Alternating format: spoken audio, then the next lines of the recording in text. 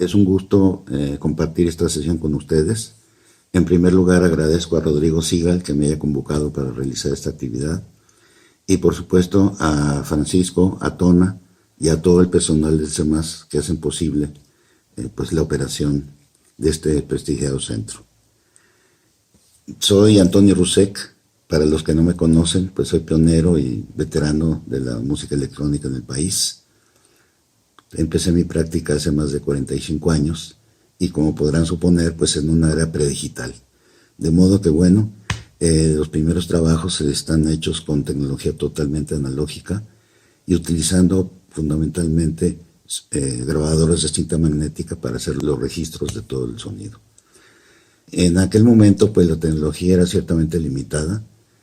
No había pues las posibilidades que tenemos hoy en día con la tecnología digital. Los procedimientos para trabajar con el sonido y para modificarlo pues eran ciertamente pocos, de manera que uno trabajaba a la manera puramente francesa, es decir, pues cortando, pegando la cinta, manipulando, poniendo al revés la cinta, acelerando, ralentando, haciendo loops con varias grabadoras, en fin, todo lo que se podía hacer con la cinta magnética, más con algunos pocos recursos como la retroalimentación que se podía generar con cualquier mezcladora y algunos otros procedimientos muy básicos. Obviamente pues no había muchos recursos tecnológicos a la mano para hacer música experimental, es decir, pues no solo para obtener fuentes sonoras, sino también pues en el tratamiento de esos mismos materiales, porque pues al no contar pues con ningún tipo de tecnología digital, pues naturalmente no había computadoras, y las que había en ese momento pues eran muy simples, como la Tandy, la Commodore 64 y alguna que otra que había por ahí, pero de ninguna manera pues servían para mucho. Lo que podían almacenar en aquel momento pues eran secuencias MIDI, pero no había la posibilidad de digitalizar audio, mucho menos video, ni procesar el audio como lo hacemos ahora con suma facilidad. Digamos, la paleta de posibilidades para poder trabajar y manipular el sonido eran ciertamente limitadas. Y en mi caso, bueno, pues algunos de los instrumentos que usaba pues tuvieron que ser construidos.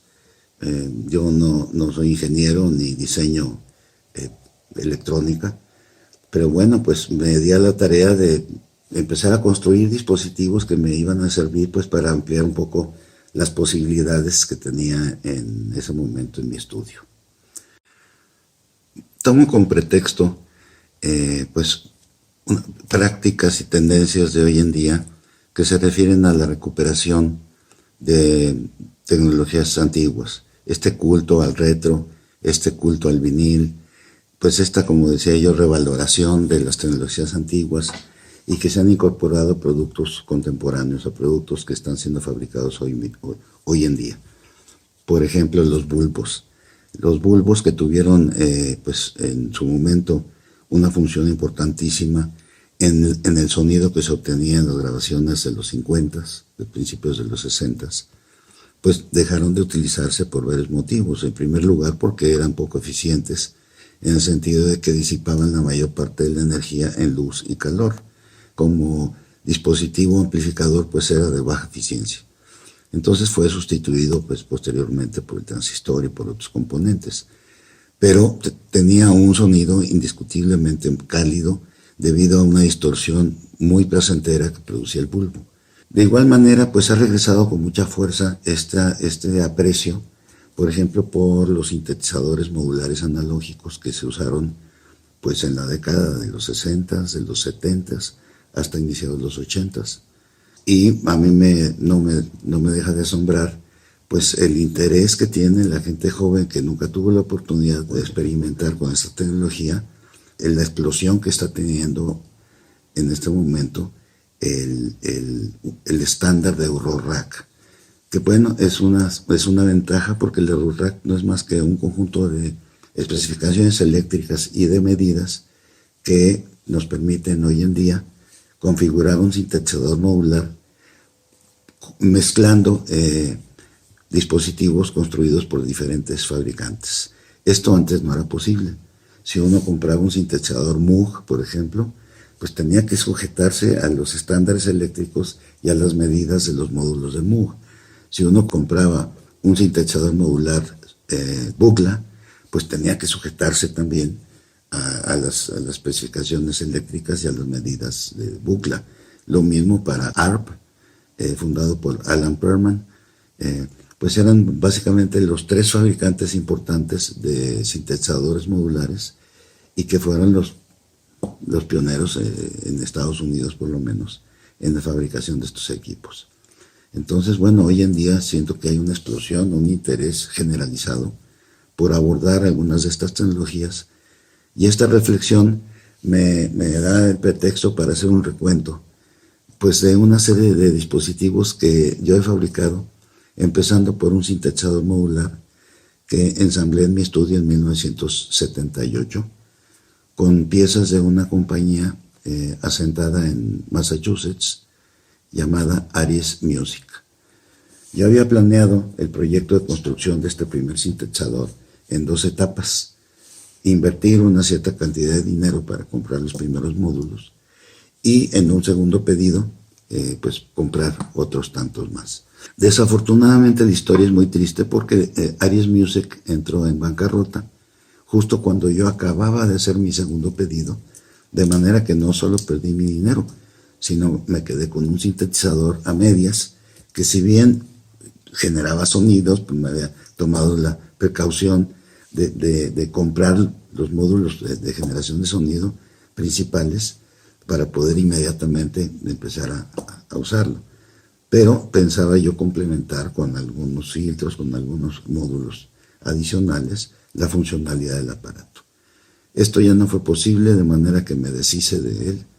Y en 1980 ubiqué otra compañía en Estados Unidos que se llama Search Music, que todavía está en operaciones, y que estaba construyendo módulos basados en los diseños de los circuitos de Donald Buchla.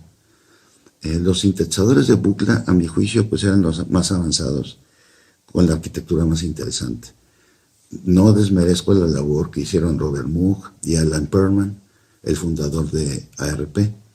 Sin embargo, pues siempre consideré que los sintetizadores de Buchla eran los más avanzados. De manera que esta compañía, Search, estaba basándose en esos circuitos. No es que hiciera una réplica de los sintetizadores Buchla, pero estaba basado en esos circuitos. Y con la ventaja de que la electrónica era más miniaturizada, de tal manera que pues los módulos ocupaban menos espacio y pues podía uno empacar en una superficie menor más funciones.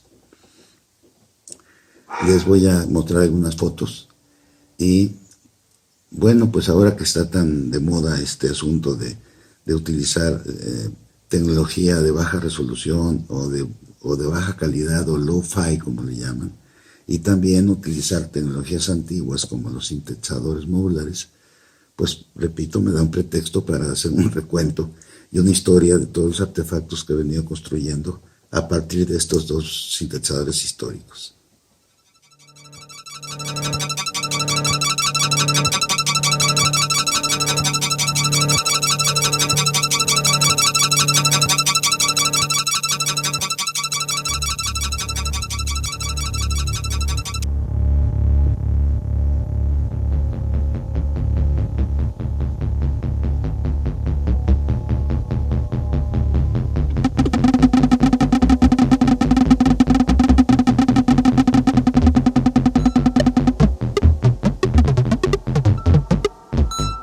Cuando me di a la tarea de armar estos sintetizadores, yo ya había construido algunos otros dispositivos para el estudio, como un conjunto de un banco de filtros. En aquel momento estaba yo muy involucrado en la restauración de materiales para un grupo de coleccionistas de música antigua. Entonces, bueno, pues me construí un banco de filtros que me permitían restaurar, filtrar, eliminar ruidos. También un par de compresores, como un sistema de reverberación de resortes. Y ya trasladándonos a la época actual, pues siguiendo también un poco esta tendencia lo-fi, es decir, usar tecnología de baja resolución o de baja calidad, o bien tecnología antigua. De modo que les voy a hacer un recuento pues, de los dispositivos que me parecen más interesantes o más funcionales para quien no quiere usar computadoras en concierto. Ciertamente yo fui uno de los más deleitados durante más de 30 años con el uso de la tecnología digital, con el uso de las computadoras. Era realmente, digo, después de haber trabajado con puras tecnologías analógicas, será realmente un cambio muy significativo poder llevar una computadora portátil al escenario para poder hacer cantidad de cosas que antes eran impensables, ¿no? Pero al mismo tiempo sucedió una especie de disociación con la audiencia, con el público, porque pues bien a bien la gente no sabía qué es lo que estaba uno haciendo en la computadora. Empezó a haber un divorcio entre la cuestión gestual, entre lo que la gente veía como gestos o como movimientos del intérprete en el escenario y el resultado sonoro que estaba escuchando. Así que bueno, yo entiendo como una legítima inquietud, pues de parte de los músicos mismos, regresar algo de gestualidad, regresar algo de fisicalidad al escenario, de manera que el público pueda asociar de mejor manera lo que está oyendo con lo que uno hace frente a ellos. Entonces, bueno, pues muchos de estos dispositivos tienen este objetivo, hacer o facilitar la producción o la manipulación del sonido en tiempo real, sin utilizar tecnología, digamos, de muy alto costo y sin la necesidad tampoco de utilizar computadoras en escena. El primero que voy a mencionar es un banco de 4 osciladores de onda cuadrada, que es este. Lo fabriqué en 2020. Utilicé 4 módulos ya prefabricados, que son pues osciladores de onda cuadrada, y fueron modificados para poder controlar la frecuencia y añadir algunas otras funciones como el encendido, el apagado, y en vez de estar moviendo estos pequeños jumpers para cambiar la región de frecuencia, pues introduje un interruptor para tener baja frecuencia o alta frecuencia. Es muy frecuente cuando uno trabaja con sintetizadores modulares que toda la operación, digamos, autónoma del sintetizador modular, pues es por medio de pulsos, por medio de una secuencia de voltajes. Y es muy pronto se queda uno sin productores de pulsos. Es decir, si uno quiere utilizar, por ejemplo, un secuenciador, tiene que tener un reloj que le esté enviando al secuenciador un tren de pulsos, precisamente para que vaya cambiando de paso en paso. Lo mismo si uno no cuenta con un teclado cromático para iniciar, para tocar una nota, un evento, pues tiene uno que hacerlo manualmente oprimiendo un botón, o bien utilizando alguna función autónoma que esté generando un voltaje, un pico de voltaje, y que dispare el evento sonoro. Entonces, al estar trabajando con un sintetizador modular, pues muy pronto se queda uno sin esa cantidad de pulsos necesarios para la operación de los diferentes módulos.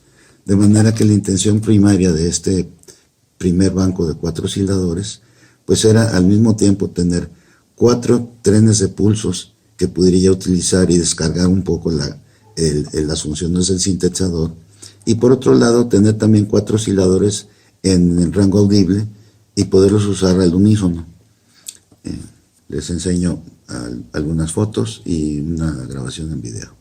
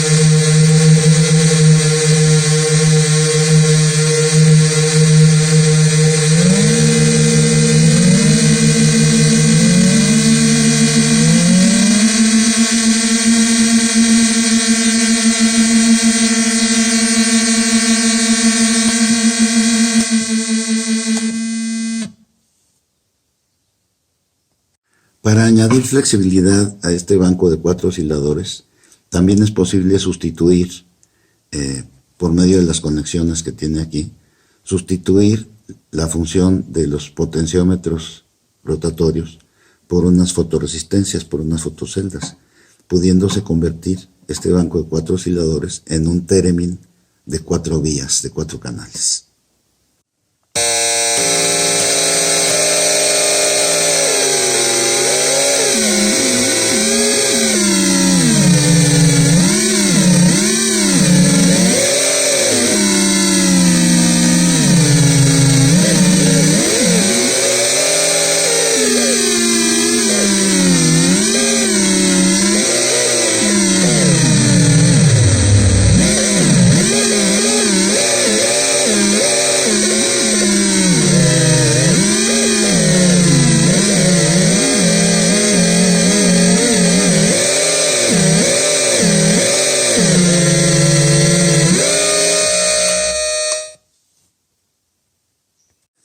Este es un banco de 8 osciladores con el mismo principio, utilizando como componente básico este circuito prefabricado y modificado para poder aumentar sus funciones. Igual tiene perillas para controlar la frecuencia, tiene un banco de interruptores para utilizarlos ya sea en baja o en frecuencia audible, y salidas independientes por si uno quiere tener diversificadas las salidas de los osciladores. Pues obviamente, siendo 8 osciladores trabajando al unísono, pues puede generar texturas muy densas, drones de mucha complejidad, de manera que uno puede generar cosas bastante interesantes con muy poco dinero y con poco esfuerzo en la construcción.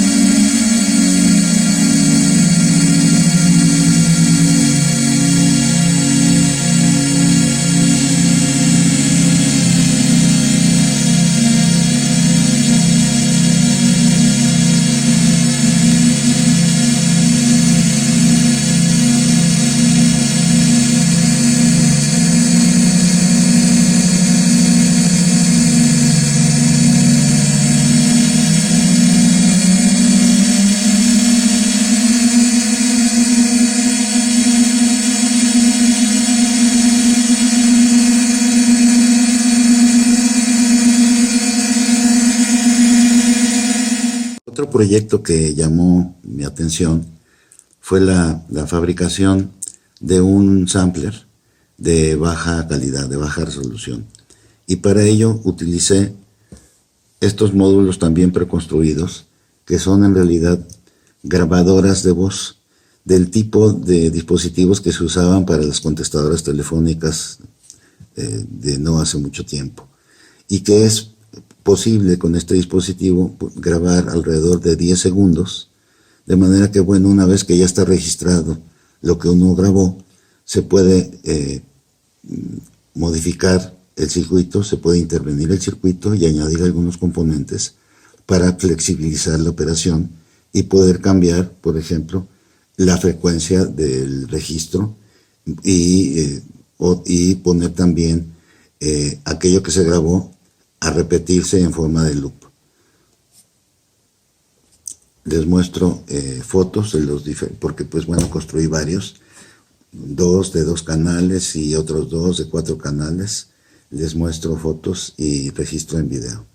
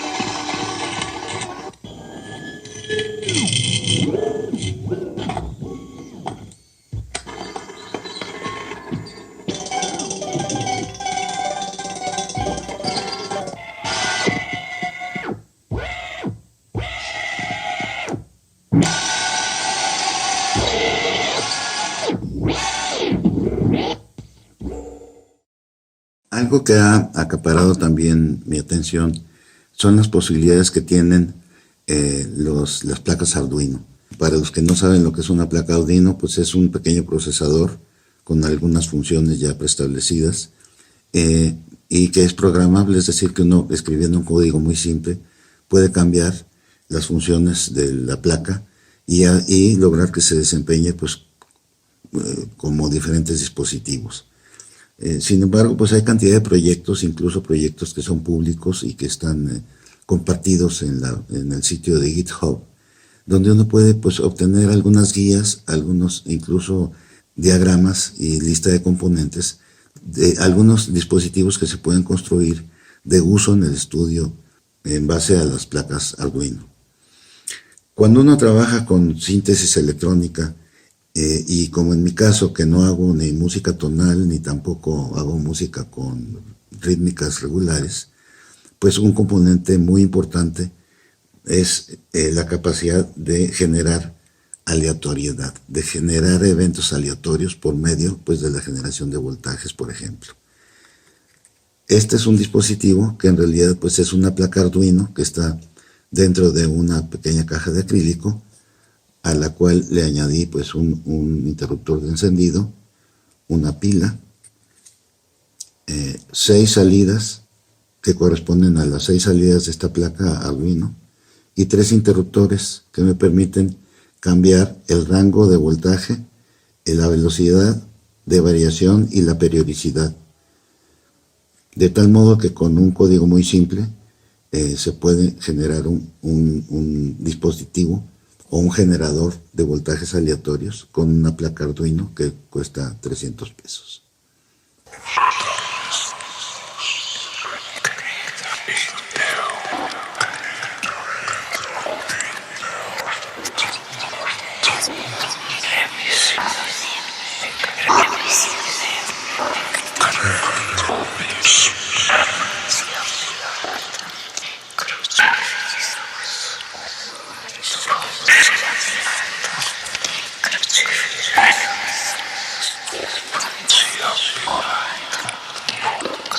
Otro proyecto realizado con Arduino es este.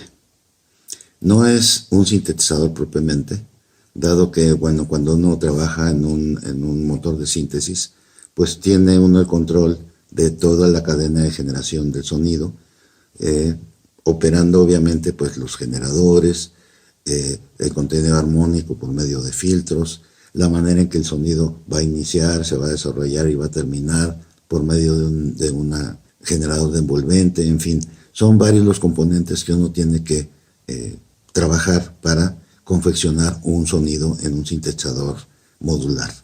Entonces esto es lo que llamamos técnicamente un noise box, es decir, es un aparato que genera sonido, pero lo genera con una serie de reglas internas basadas en un reloj y dos osciladores y una red de intermodulaciones internas, de tal manera que el aparato genera sonido de manera continua y con estos botones puedo yo cambiar el estado de la síntesis y con estos 4 potenciómetros variables pues puedo manipular diferentes parámetros que regulan la respuesta del sonido que está generando el pequeño sintetizador o este noise box.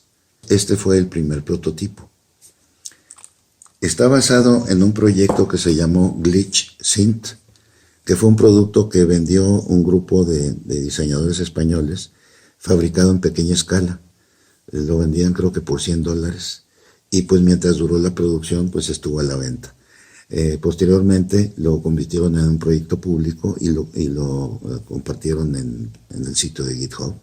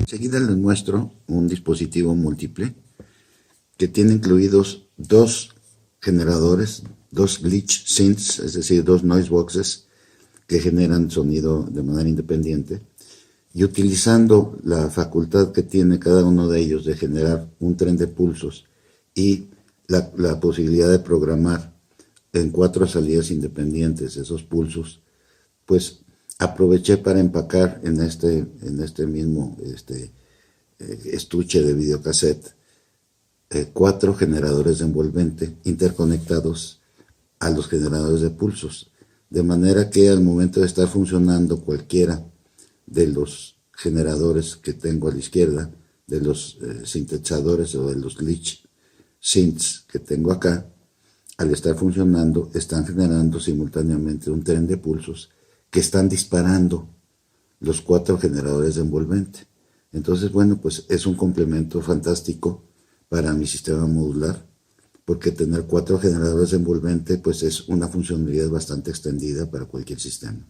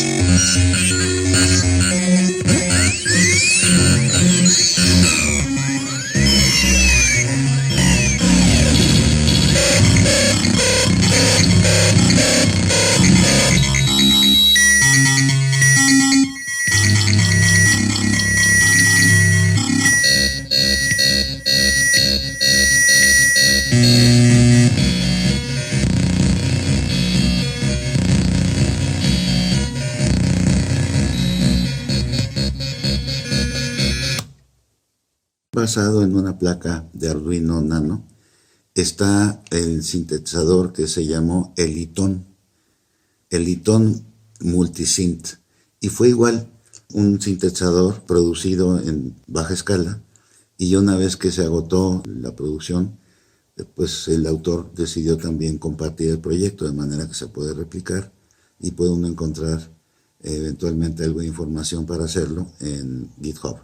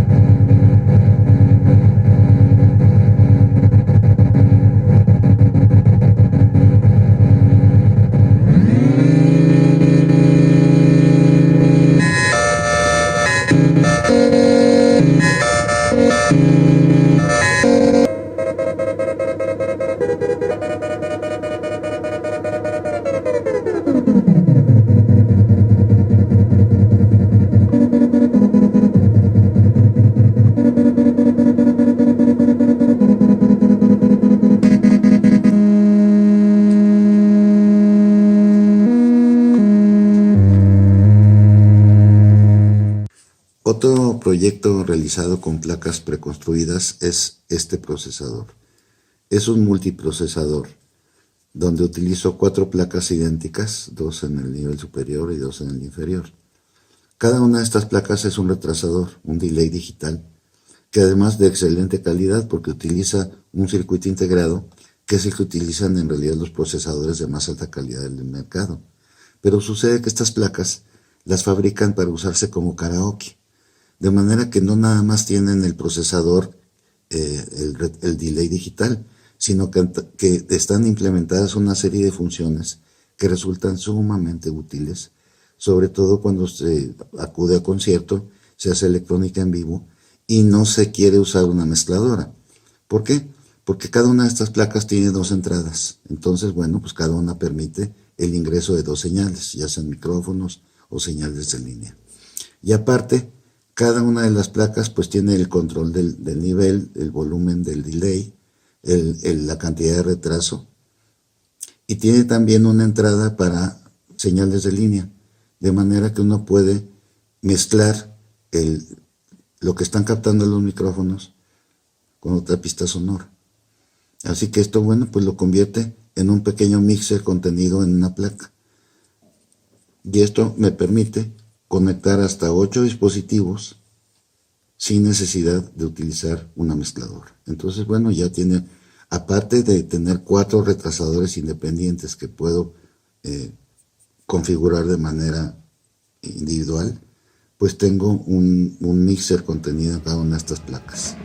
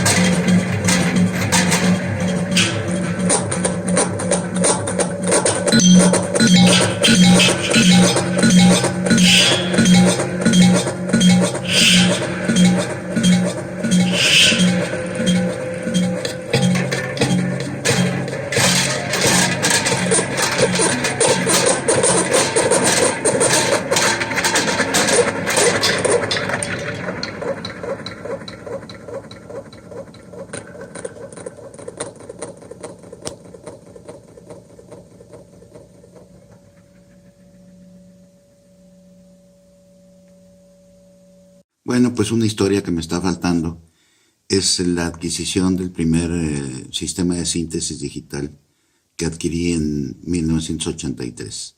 Y fue justo la fecha en que salió al mercado un sistema de síntesis basado en 2 tarjetas de circuitos que contenían 16 osciladores. Una compañía llamada Alpha Centauri se dio a la tarea de crear un sistema de síntesis con estas tarjetas de 16 osciladores. Crearon un conjunto de programas pues para realizar síntesis y diferentes operaciones, y complementaron el sistema con un teclado cromático que obviamente iba conectado a la computadora. La computadora que se empleaba era una Apple II Plus, que era pues, si no la primera, una de las primeras computadoras personales, y quien haya conocido la máquina pues sabrá que tenía una tapa que se removía y quedaban a la vista las ranuras o los slots, como se les llama, que permitían la inserción, la conexión de diferentes tarjetas que podían desempeñar diversas tareas. Así que bueno, pues ese fue el primer sistema digital que hubo en el mercado, realmente económico y flexible, porque en aquel entonces pues ya había algunos sintetizadores analógicos en el mercado, pero con una arquitectura muy simple, como el Minimoog, algún modelo de Yamaha, en fin, no recuerdo bien exactamente, pero eran definitivamente aparatos con una arquitectura muy simple y que no permitían realmente un trabajo de síntesis seria. Y bueno, pues la realidad en ese momento es que en la mayoría de los centros de investigación importantes en Europa o en Estados Unidos, pues estaban utilizando desde finales de los 70s una plataforma que pertenecía a la generación de las mini computadoras, que fue la PDP-11. Y así pues el sistema 4X del IRCAM estaba basado en una PDP-11, simplemente que ellos crearon el software que usaban ahí. El CITER del GRM también estaba operando sobre una plataforma PDP-11 con su propio software. En la computadora UPIC de Xenakis, un sistema muy peculiar porque todas las operaciones se realizaban dibujando con trazos en un pizarrón. También estaba basado todo el programa y toda la interfase de dibujo, pues estaban trabajados para una PDP-11. E incluso me parece que en el Karma de la Universidad de Stanford, el sistema Samsung Box también estaba utilizando una PDP-11. Pero estamos hablando de sistemas que pues valían en el orden de $100,000. Entonces, bueno, pues definitivamente estaban fuera del alcance de cualquier compositor, de cualquier músico o investigador privado. El primer sistema que nos permitió hacer pues un tipo de síntesis digital con una flexibilidad que no había entonces en un aparato, digamos, de costo accesible, pues fue precisamente el sintetizador Alpha Centauri.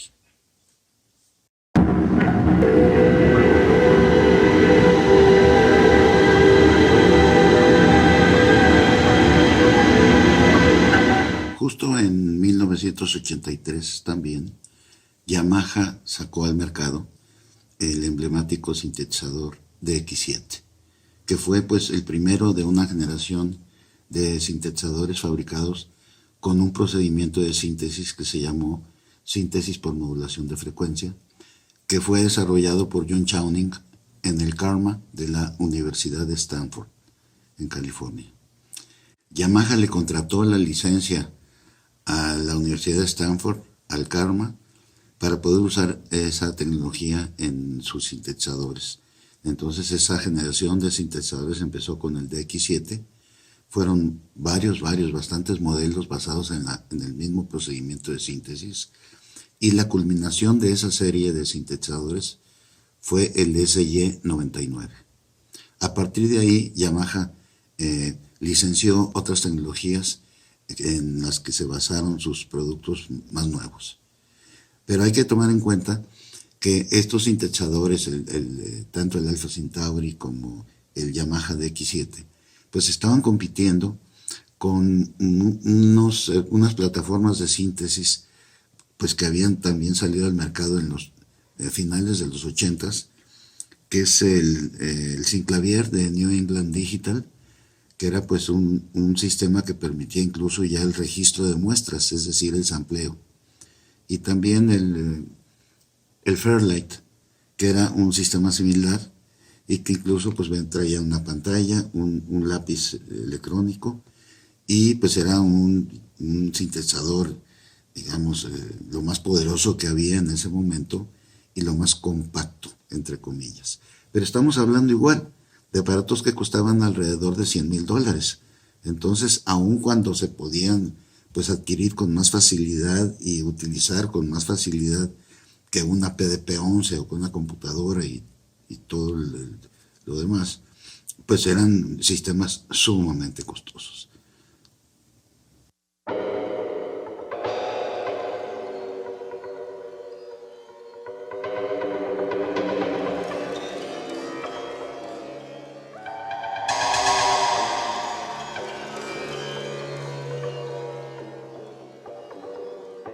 Les comparto un experimento que he estado realizando con el generador de voltajes aleatorios que implementé con la placa Arduino Uno.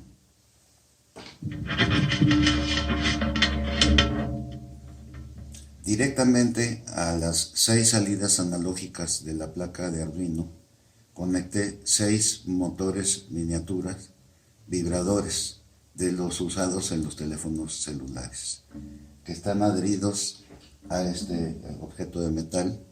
Es una modesta paellera, pero se pueden imaginar que es un gran gong o un tam-tam de los que usaba Stockhausen en Contact. Voy a encender el generador de voltajes aleatorios y voy a hacer una pequeña improvisación, pues manipulando los parámetros del generador de voltajes, que va a provocar pues diferentes nodos de vibración en toda la superficie del objeto, donde ustedes pueden ver que están adheridos los 6 motores.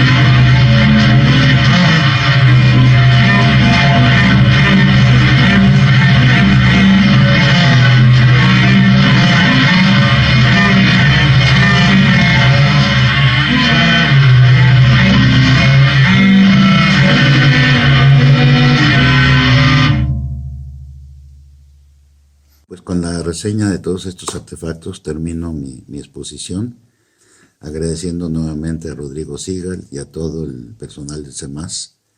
Que pasen buen día. Gracias por su atención.